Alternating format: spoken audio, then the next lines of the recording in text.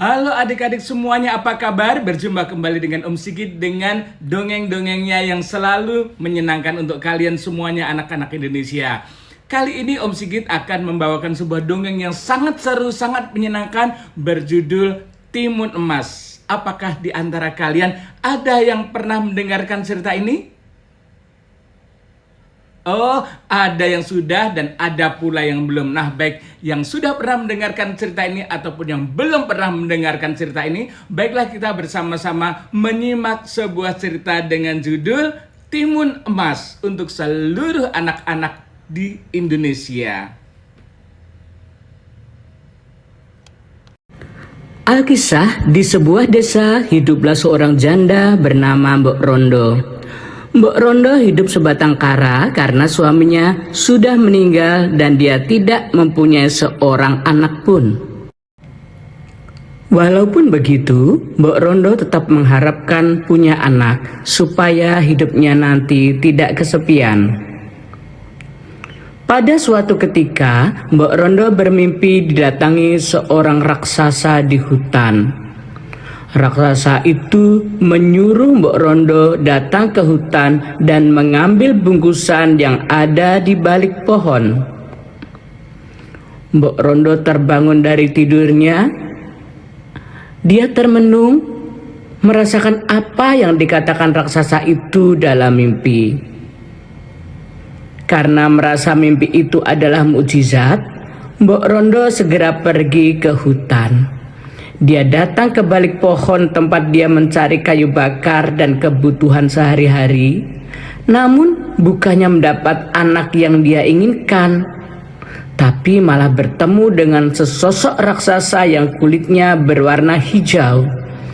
Raksasa itu berkata, dia akan mengabulkan permintaan Mbok Rondo, tetapi Mbok Rondo harus memberikan imbalan yang sepadan.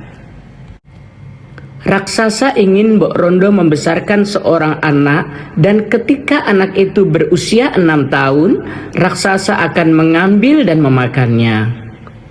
Mbok Rondo pun menyetujui ucapan raksasa. Raksasa kemudian memberikan segenggam biji timun emas dan memberikan kepada Mbok Rondo. Raksasa meminta Mbok Rondo merawat biji timun emas itu. Setelah itu, Mbok Rondo segera pulang ke rumah untuk segera menanam biji timun yang diberikan oleh raksasa. Sejak saat itu, Mbok Rondo selalu rajin menyirami dan merawat tanaman timun mas. Biji timun mas itu segera berubah menjadi tanaman yang lebat hingga menghasilkan buah timun yang besar. Karena merasa timunnya sudah tumbuh, Mbok Rondo segera membuka timun yang paling besar. Dari dalam timun mas muncullah seorang bayi perempuan yang sangat cantik. Karena anak itu berasal dari timun, Mbok Rondo pun memberi nama anaknya Timun Mas. Sejak saat itu, Timun Mas tumbuh menjadi anak yang cantik dan hidup dengan baik karena Mbok Rondo selalu menjaga dan merawatnya. Namun Mbok Rondo selalu dihantui rasa takut akan didatangi raksasa untuk mengambil dan memakan timun mas. Ketakutan Mbok Rondo pun terjadi. Hari itu raksasa benar-benar datang ke rumahnya. Mbok Rondo pun menyuruh timun mas bersembunyi di dapur. Setelah memastikan timun mas bersembunyi di tempat yang aman, Mbok Rondo pun menghampiri raksasa. Benar saja, sang raksasa meminta Mbok Rondo menyerahkan timun mas. Tetapi dengan cerdik, Mbok Rondo berkata, jika timun mas masih terlalu kurus dan tidak enak dimakan. Mbok Rondo juga menyarankan agar raksasa menunggu 2 tahun lagi. Raksasa pun mengiyakan perkataan Mbok Rondo dan mengatakan dia akan datang 2 tahun lagi. Setelah kepergian raksasa, Mbok Rondo terus berdoa kepada Tuhan supaya membantunya mencari jalan keluar. Doa Mbok Rondo pun terkabul. Melalui mimpinya, dia bertemu dengan seorang pertapa di gunung. Mbok Rondo segera menyuruh Timun Mas mencari pertapa yang ada di mimpinya itu. Timun Mas segera mencari pertapa.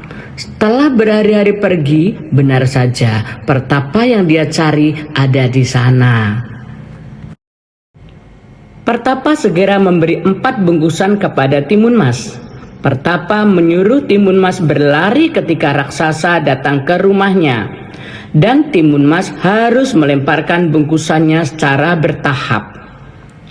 Tidak terasa 2 tahun sudah berlalu begitu saja. Raksasa kembali datang ke rumah Mbok Rondo untuk meminta Timun Mas. Raksasa sudah kehabisan kesabaran dan dia memaksa Mbok Rondo menyerahkan Timun Mas. Dengan berat hati, Mbok Rondo memanggil Timun Mas untuk menemui raksasa. Bukannya menghampiri raksasa, Timun Mas justru berlari secepat mungkin. Timun Mas segera melemparkan 1 bungkusan pertama yang ternyata berisi biji timun.